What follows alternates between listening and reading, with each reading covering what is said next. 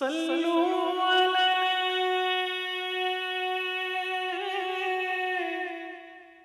وآلہ۔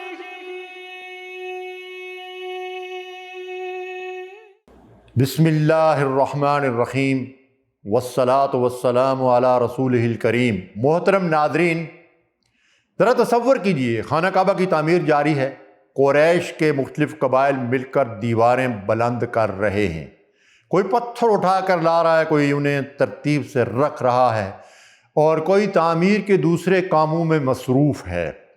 انہی لوگوں کے درمیان رسول اللہ صلی اللہ علیہ وسلم بھی اپنے چچا حضرت عباس رضی اللہ تعالیٰ عنہ کے ساتھ پتھر اٹھا رہے ہیں۔ پتھروں کی سختی سے کندھوں کو بچانے کے لیے حضرت عباس رضی اللہ تعالیٰ عنہ نے مشورہ دیا کہ آپ اپنا تہبند کھول کر کندھے پر رکھ لیں۔ صحیح بخاری کی روایت کے مطابق تہبند کندھے پر رکھنے سے سطر کھلنے کا اندیشہ تھا۔ آپ صلی اللہ علیہ وسلم نے تہبند کندھے پر رکھا تو زمین پر گر گئے، اور آپ صلی اللہ علیہ وسلم کی نگاہ آسمان کی طرف اٹھ گئی۔ ہوش آنے پر آپ نے فوراً اپنا تہبند طلب کیا اور اسے مضبوطی سے باندھ لیا۔ اللہ تعالیٰ نے اس طرح آپ صلی اللہ علیہ وسلم کی حیا اور عصمت کی حفاظت فرمائی۔ تعمیر آگے بڑھتی رہی، لیکن حجر اسود کو اس کی جگہ رکھنے کا وقت آیا تو قریش کے قبائل ایک دوسرے کے سامنے کھڑے ہو گئے۔ ہر قبیلہ چاہتا تھا کہ حجر اسود کو اس کی جگہ رکھنے کا اعزاز اسی کو حاصل ہو۔ اختلاف بڑھتا گیا، تلواریں نکلنے کے قریب پہنچ گئیں، اور خانہ کعبہ کے صحن میں خون ریزی کا خطرہ پیدا ہو گیا۔ کئی دن تک کوئی فیصلہ نہ ہو سکا۔ آخر کار یہ طے پایا کہ جو شخص سب سے پہلے حرم میں داخل ہوگا اسے حکم یعنی فیصلہ کرنے والا تسلیم کر لیا جائے گا۔ سب کی نگاہیں دروازے کی طرف اٹھ گئیں۔ اچانک ایک شخص حرم میں داخل ہوا۔ اسے دیکھتے ہی قریش کے لوگ پکار اٹھے، ھذا الامین رضینا بہ ھذا محمد صلی اللہ علیہ وسلم۔ یہ امین ہیں، ہم ان کے فیصلے پہ راضی ہیں، یہ محمد ہیں صلی اللہ علیہ وسلم۔ یہ اعتماد ایک دن میں پیدا نہیں ہوا تھا، اس کے پیچھے سچائی، امانت، پاکیزگی اور بے داغ کردار کی ایک پوری زندگی موجود تھی۔ لیکن رسول اللہ صلی اللہ علیہ وسلم تعمیر کعبہ کے اس اہم مرحلے تک کیسے پہنچے؟ حضرت خدیجہ رضی اللہ تعالیٰ عنہا نے آپ صلی اللہ علیہ وسلم کو اپنے تجارتی قافلے کی ذمہ داری کیوں سونپی؟ اس سفر نے نکاح مبارک کی راہ کیسے ہموار کی؟ رسول اللہ صلی اللہ علیہ وسلم کی گھریلو زندگی کیسی تھی؟ اور حجر اسود کے تنازع کو آپ صلی اللہ علیہ وسلم نے کس غیر معمولی حکمت اور فراست سے حل فرمایا؟ آج کی قسط میں ہم انہی اہم واقعات کو جانیں گے۔ گزشتہ قسط میں ہم نے دیکھا تھا کہ رسول اللہ صلی اللہ علیہ وسلم نے اپنی جوانی جاہلیت کی برائیوں سے محفوظ رہ کر گزاری۔ آپ صلی اللہ علیہ وسلم نے محنت اور تجارت کو اختیار کیا، حلف الفضول میں مظلوموں کی حمایت کے لیے شریک ہوئے، اور اپنی سچائی اور امانت داری کے باعث مکہ میں صادق و امین کے طور پر پہچانے جانے لگے۔ اب رسول اللہ صلی اللہ علیہ وسلم کی عمر 25 سال کے قریب پہنچ چکی تھی۔ مکہ مکرمہ کی معیشت بڑی حد تک تجارت پر قائم تھی۔ قریش کے تجارتی قافلے سردیوں میں یمن اور گرمیوں میں شام کا سفر کرتے تھے۔ ان قافلوں میں کپڑا، خوشبوئیں، چمڑا، خشک میوے اور دوسری اشیاء ایک علاقے سے دوسرے علاقے تک پہنچائی جاتی تھیں۔ تجارت میں سرمایہ رکھنے والے ہر شخص کے لیے خود سفر کرنا ضروری نہیں تھا۔ بعض مالدار لوگ اپنا سرمایہ قابل اعتماد تاجروں کے سپرد کرتے تھے۔ وہ تاجر اس مال کے ساتھ سفر کرتے، خرید و فروخت کرتے اور طے شدہ طریقے کے مطابق منافع میں شریک ہوتے تھے۔ معاملات کی شہرت پھیل چکی تھی۔ لوگ جانتے تھے کہ محمد صلی اللہ علیہ وسلم نہ کسی کے مال میں خیانت کرتے ہیں، نہ نفع حاصل کرنے کے لیے جھوٹ بولتے ہیں، اور نہ وعدہ کر کے اس سے پیچھے ہٹتے ہیں۔ جب حضرت خدیجہ رضی اللہ تعالیٰ عنہا تک آپ صلی اللہ علیہ وسلم کے اعلیٰ اخلاق اور امانت داری کی خبریں پہنچیں تو انہوں نے آپ کو اپنا مال کے ساتھ شام جانے کی پیشکش کی۔ انہوں نے دوسرے تاجروں کے مقابلے میں آپ صلی اللہ علیہ وسلم کے لیے بہتر معاوضہ مقرر کیا اور اپنے خادم میسرہ کو بھی آپ کے ساتھ روانہ کیا۔ مکہ سے شام کا سفر طویل اور دشوار تھا۔ قافلے کو خشک وادیوں، سنگلاخ راستوں اور وسیع صحراؤں سے گزرنا پڑتا تھا۔ دن کی گرمی، رات کی سردی، پانی کی قلت، راستے کے خطرات اس سفر کو ایک بڑی آزمائش بنا دیتے تھے۔ ایسے سفر میں انسان کا حقیقی کردار سامنے آتا ہے۔ مسلسل تھکن، خرید و فروخت کے معاملات، ساتھیوں کے حقوق اور نفع اور نقصان کے مواقع یہ ظاہر کر دیتے ہیں کہ کوئی شخص اصولوں کا کتنا پابند ہے۔ میسران سفر کے دوران نبی صلی اللہ علیہ وسلم کے معاملات، اخلاق، نرم مزاجی اور ذمہ داری کو قریب سے دیکھا۔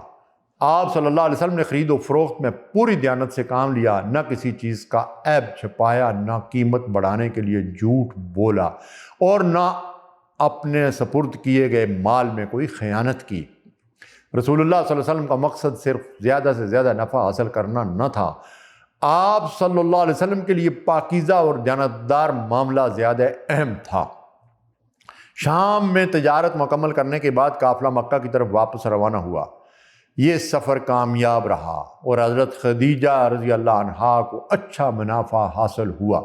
لیکن حضرت خدیجہ رضی اللہ تعالیٰ عنہا کے لیے صرف تجارتی کامیابی اہم نہیں تھی۔ میسرہ نے انہیں رسول اللہ صلی اللہ علیہ وسلم کے اعلیٰ اخلاق، نرم گفتاری، دیانت اور پاکیزہ معاملات کے متعلق بتایا۔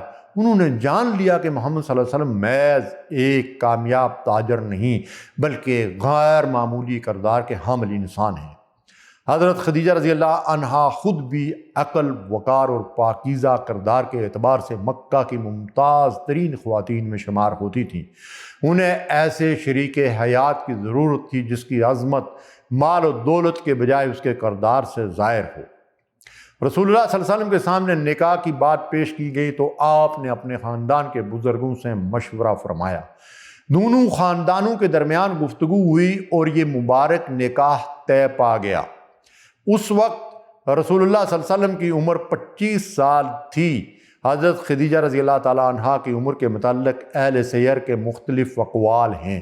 مشہور قول کے مطابق نکاح کے وقت ان کی عمر 40 سال تھی، جبکہ بعض روایات میں اس سے کم عمر بھی بیان ہوئی ہے۔ یہ نکاح دو عظیم اور پاکیزہ شخصیتوں کا میلاپ تھا۔ ایک جانب محمد صلی اللہ علیہ وسلم تھے جن کے پاس دولت کے انبار نہیں تھے، لیکن سچائی، امانت، محنت، خودداری اور پاکیزہ کردار کی بے مثال دولت موجود تھی۔ دوسری جانب حضرت خدیجہ رضی اللہ تعالیٰ عنہا تھیں جو صاحب ثروت ہونے کے ساتھ عقل مند، وفادار، باوقار اور اعلیٰ اخلاق کی حامل خاتون تھیں۔ رسول اللہ صلی اللہ علیہ وسلم اور خدیجہ رضی اللہ تعالیٰ عنہا کی ازدواجی زندگی محبت، اعتماد، وفاداری اور باہمی احترام کا حسین نمونہ تھی۔ حضرت خدیجہ رضی اللہ عنہا نے کبھی اپنی دولت کو برتری کا ذریعہ نہیں بنایا۔ انہوں نے رسول اللہ صلی اللہ علیہ وسلم کو ایسا پرسکون گھر فراہم کیا جہاں محبت بھی تھی، عزت بھی تھی اور قلبی اطمینان بھی۔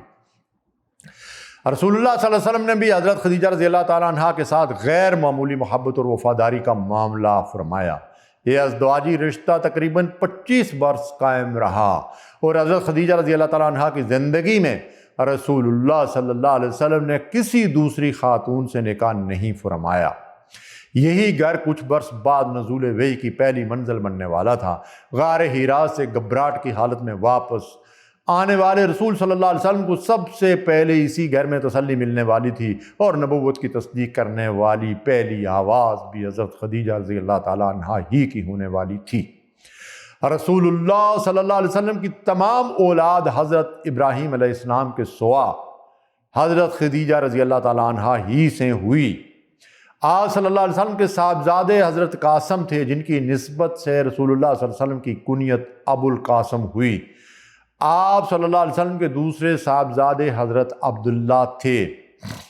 معروف اور راجح قول کے مطابق طیب اور طاہر رسول اللہ صلی اللہ علیہ وسلم کے صاحبزادے حضرت عبداللہ ہی کے القاب تھے، وہ الگ صاحبزادے نہیں تھے۔ آپ صلی اللہ علیہ وسلم کی صاحبزادیاں حضرت زینب، حضرت رقیہ، حضرت ام کلثوم اور حضرت فاطمہ رضی اللہ عنہن اجمعین تھیں۔ آپ صلی اللہ علیہ وسلم کے دونوں صاحبزادے کم عمری ہی میں دنیا سے رخصت ہو گئے، لیکن صاحبزادیاں بڑی ہوئیں اور انہوں نے نبوت کا زمانہ پایا۔ رسول اللہ صلی اللہ علیہ وسلم اپنی صاحبزادیوں سے بے پناہ محبت فرماتے تھے۔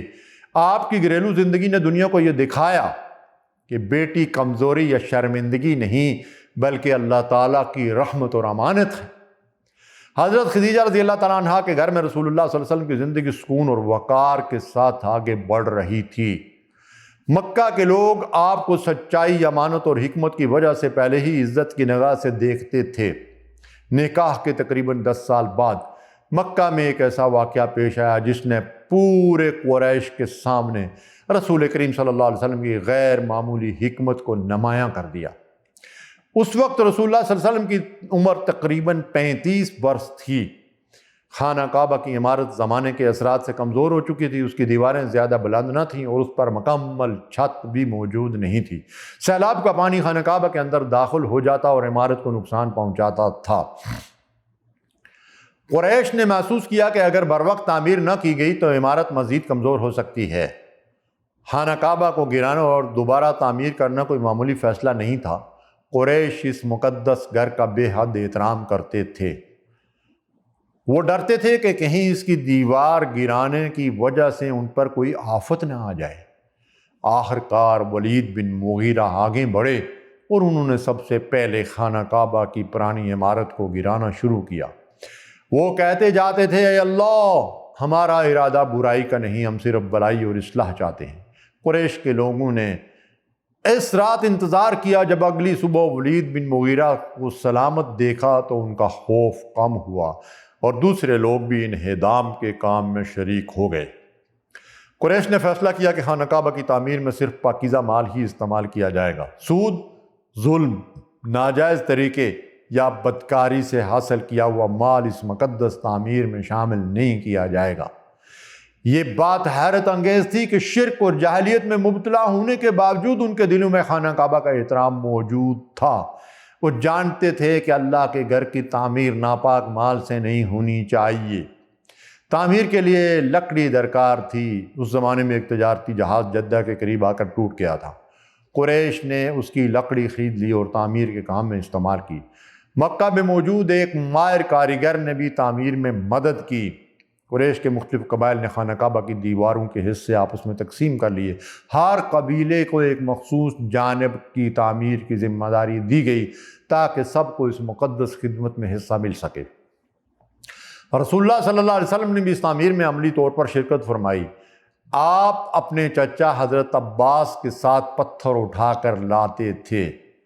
اسی موقع پر تہبند کندھے پر رکھنے کا واقعہ پیش آیا جس کا ذکر قسط کے آغاز میں کیا گیا۔ اللہ تعالیٰ نے نبوت سے پہلے بھی آپ صلی اللہ علیہ وسلم کی حیا، پاکیزگی اور عصمت کی خصوصی حفاظت فرمائی۔ جب تعمیر حضرت ابراہیم علیہ السلام کی قائم کردہ بنیادوں کے مطابق مکمل کرنے کا مرحلہ آیا تو قریش کے پاس پاکیزہ مال کم پڑ گیا۔ اس وجہ سے وہ خانہ کعبہ کی پوری بنیاد کو عمارت میں شامل نہ کر سکے اور ایک حصہ باہر چھوڑ دیا گیا۔ اس حصے کا اصل نام ہجر یا ہجر کعبہ ہے، جبکہ آج اسے عام طور پر حتیم یا ہجر اسماعیل بھی کہا جاتا ہے۔ قریش نے خانہ کعبہ کا دروازہ بھی زمین سے بلند کر دیا تاکہ جسے چاہیں داخل ہونے دیں اور جسے چاہیں روک سکیں۔ بعد میں رسول اللہ صلی اللہ علیہ وسلم نے حضرت عائشہ رضی اللہ عنہا کو بتایا کہ قریش نے مال کی کمی کی وجہ سے خانہ کعبہ کی تعمیر حضرت ابراہیم علیہ السلام کی مکمل بنیادوں پر نہیں کی تھی۔ آپ نے فرمایا کہ اگر ان کی قوم کا زمانہ جاہلیت سے تعلق نیا نہ ہوتا تو آپ صلی اللہ علیہ وسلم خانہ کعبہ کو حضرت ابراہیم علیہ السلام کی بنیادوں پر دوبارہ تعمیر فرماتے اور اس کے دروازے بناتے، ایک داخل ہونے کے لیے اور دوسرا باہر نکلنے کے لیے۔ قریش کے تمام قبائل مل کر تعمیر کرتے رہے، دیواریں بلند ہوتی گئیں، یہاں تک کہ تعمیر حجر اسود کی جگہ تک پہنچ گئی۔ اب یہ سوال سامنے آیا کہ حجر اسود کو اس کی جگہ رکھنے کا اعزاز کس قبیلے کو حاصل ہوگا؟ یہ محض ایک پتھر اٹھانے کا معاملہ نہیں تھا۔ عربوں کے نزدیک خانہ کعبہ سے متعلق ہر خدمت عظیم اعزاز سمجھی جاتی تھی۔ ہر قبیلہ چاہتا تھا کہ آنے والی نسلیں یاد رکھیں کہ حجر اسود کو اس کی جگہ رکھنے کی سعادت اسی کے آباء و اجداد کو حاصل ہوئی تھی۔ ابتدا میں گفتگو ہوئی لیکن کوئی قبیلہ پیچھے ہٹنے کے لیے تیار نہ تھا۔ اختلاف شدت اختیار کرتا چلا گیا۔ قبائلی غیرت اور برتری کا جذبہ بھڑک اٹھا۔ بعض قبائل نے ایک دوسرے کے خلاف لڑنے کی تیاری شروع کر دی۔ حرم کے اندر خون ریزی کا خطرہ پیدا ہو چلا تھا۔ قریش کے سنجیدہ لوگوں نے محسوس کیا کہ اگر جلد کوئی فیصلہ نہ ہوا تو ایک ایسا معاملہ جو خانہ کعبہ کی خدمت کے لیے شروع ہوا تھا مکہ کو ایک طویل جنگ میں مبتلا کر سکتا ہے۔ آخر کار قریش کے ایک بزرگ ابو امیہ بن مغیرہ نے مشورہ دیا کہ مسجد حرام کے دروازے سے جو شخص سب سے پہلے داخل ہو اسے تنازع کا حکم مان لیا جائے۔ تمام قبائل نے یہ تجویز قبول کر لی۔ اب ان کی نظریں دروازے پر لگی ہوئی تھیں۔ اللہ کی مشیت سے سب سے پہلے داخل ہونے والے شخص محمد صلی اللہ علیہ وسلم تھے۔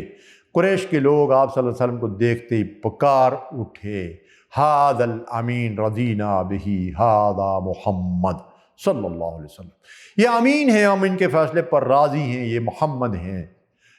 قریش نے رسول اللہ صلی اللہ علیہ وسلم کو پورا معاملہ بتایا۔ آپ صلی اللہ علیہ وسلم نے فوراً ایسا فیصلہ فرمایا جس میں کسی قبیلے کی شکست نہیں تھی اور سب کے لیے عزت موجود تھی۔ رسول اللہ صلی اللہ علیہ وسلم نے ایک چادر منگوائی، حجر اسود کو اپنے مبارک ہاتھوں سے اٹھا کر اس چادر کے درمیان رکھ دیا، پھر ہر بڑے قبیلے کے ایک نمائندے کو چادر کا ایک کنارہ پکڑنے کے لیے فرمایا۔ سب قبائل نے مل کر چادر کو اٹھایا۔ جب حجر اسود اپنی جگہ کے قریب پہنچ گیا تو رسول اللہ صلی اللہ علیہ وسلم نے اسے اپنے مبارک ہاتھوں سے اٹھایا اور اس کی مقررہ جگہ پر نصب کر دیا۔ سبحان اللہ، ایک ایسا تنازع جو خون ریزی میں تبدیل ہونے والا تھا چند لمحوں میں ختم ہو گیا۔ ہر قبیلے کو حجر اسود اٹھانے میں حصہ مل گیا اور اسے اس کی جگہ رکھنے کا آخری اعزاز رسول اللہ صلی اللہ علیہ وسلم کو حاصل ہوا۔ یہ فیصلہ صرف ذہانت کا مظاہرہ نہیں تھا، اس میں انسانی نفسیات، قبائلی مزاج، اجتماعی عزت اور عدل سب کی رعایت موجود تھی۔ اگر رسول اللہ صلی اللہ علیہ وسلم صرف ایک قبیلے کو یہ اعزاز دیتے تو دوسرے قبائل کے دلوں میں ناراضی باقی رہتی۔ اگر قرعہ اندازی کی جاتی تو ہارنے والے قبائل اسے اپنی محرومی سمجھ سکتے تھے، لیکن آپ صلی اللہ علیہ وسلم نے ایسا راستہ اختیار فرمایا جس میں سب شریک ہو گئے اور کسی کو شکست کا احساس تک نہ ہوا۔ قریش نے اس فیصلے کو اس لیے قبول کیا کیونکہ انہیں فیصلہ کرنے والے کی امانت اور انصاف پر مکمل بھروسہ تھا۔ یہ واقعہ نبوت سے 5 سال پہلے پیش آیا، ابھی وحی نازل نہیں ہوئی تھی، لیکن رسول اللہ صلی اللہ علیہ وسلم کی حکمت، عدل اور قیادت کی صلاحیت پوری قوم کے سامنے ظاہر ہو چکی تھی۔ مکہ کے لوگوں نے اپنی آنکھوں سے دیکھ لیا کہ محمد صلی اللہ علیہ وسلم صرف امانت دار تاجر ہی نہیں بلکہ مشکل ترین صورتحال میں درست فیصلہ کرنے والے غیر معمولی انسان بھی ہیں۔ حضرت خدیجہ رضی اللہ عنہا سے نکاح نے رسول اللہ صلی اللہ علیہ وسلم کو ایک پرسکون محبت بھرا باوقار گھر عطا کیا۔ تعمیر کعبہ کے موقع پر آپ صلی اللہ علیہ وسلم کے فیصلے نے مکہ کے معاشرے میں آپ صلی اللہ علیہ وسلم کے اعتماد اور عزت کو مزید نمایاں کر دیا۔ رسول اللہ صلی اللہ علیہ وسلم کی عمر اب 40 سال کے قریب پہنچ رہی تھی۔ مکہ کا معاشرہ بدستور بت پرستی، ظلم، سود، قبائلی عصبیت اور اخلاقی بے راہ روی میں مبتلا تھا۔ خانہ کعبہ کی عمارت تو دوبارہ تعمیر ہو چکی تھی، لیکن اس کے اندر اور ارد گرد بت اب بھی موجود تھے۔ رسول اللہ صلی اللہ علیہ وسلم کا پاکیزہ دل اپنی قوم کے ان حالات سے مطمئن نہیں تھا۔ آپ بتوں کے سامنے نہیں جھکتے تھے، جاہلیت کی تقریبات اور گناہ آلود محفلوں سے دور رہتے تھے، مکہ کی آوازوں اور ہنگاموں سے الگ ہو کر تنہائی میں غور و فکر کی رغبت بڑھتی جا رہی تھی۔ مکہ سے کچھ فاصلے پر جبل نور کی بلندیوں میں ایک غار تھا، غار حرا۔ رسول اللہ صلی اللہ علیہ وسلم وہاں کئی دن قیام فرماتے، عبادت کرتے اور کائنات، انسان اور اپنے گرد پھیلی ہوئی گمراہی پر غور فرماتے۔ حضرت خدیجہ رضی اللہ عنہا آپ صلی اللہ علیہ وسلم کے لیے کھانے پینے کا سامان تیار فرماتی اور آپ کی اس تنہائی اور عبادت میں رکاوٹ نہ بنتی۔ پھر سچے خوابوں کا سلسلہ شروع ہوا۔ رسول اللہ صلی اللہ علیہ وسلم جو خواب دیکھتے وہ صبح کی روشنی کی طرح سچا ثابت ہوتا۔ فضا ایک عظیم واقعے کے لیے تیار ہو رہی تھی۔ وہ رات قریب آ چکی تھی جب غار حرا کی خاموشی میں حضرت جبرائیل علیہ السلام آئیں گے، وہ رسول اللہ صلی اللہ علیہ وسلم کو اپنے سینے سے لگائیں گے اور انسانی تاریخ کے ایک نئے دور کا پہلا لفظ کہیں گے، اقرا، پڑھیے۔ اس اچانک ملاقات کے بعد رسول اللہ صلی اللہ علیہ وسلم پر کیا کیفیت طاری ہوئی؟ آپ صلی اللہ علیہ وسلم غار حرا سے کس حال میں گھر واپس لوٹے؟